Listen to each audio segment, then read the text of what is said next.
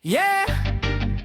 Para sa mga lumalaban kahit binabato ng mundo, Senador Bato de la Rosa.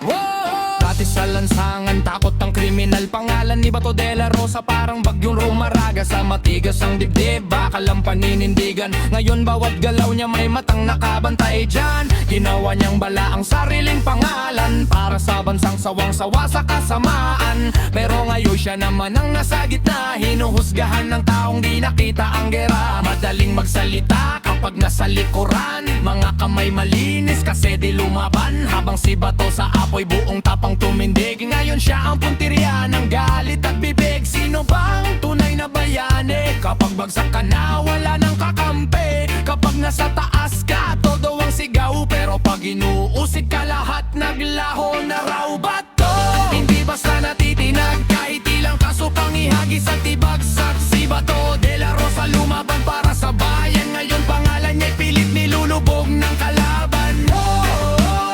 Sigaw ng lansangan, di urong kailanman. Kahit anong husga pang ibato ng mundo, may mga taong di kakalimot sa'yo.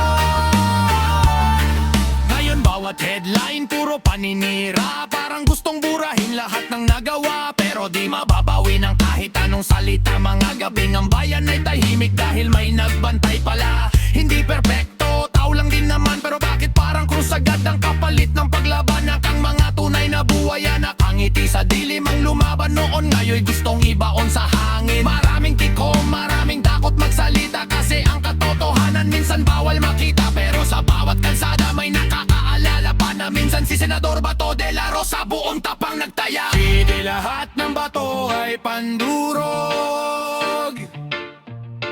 may batong pundasyon ng takot ng kriminal. At kahit anong ibato ng sistema ngayon, may mga matang dilat pa rin sa katotohanan.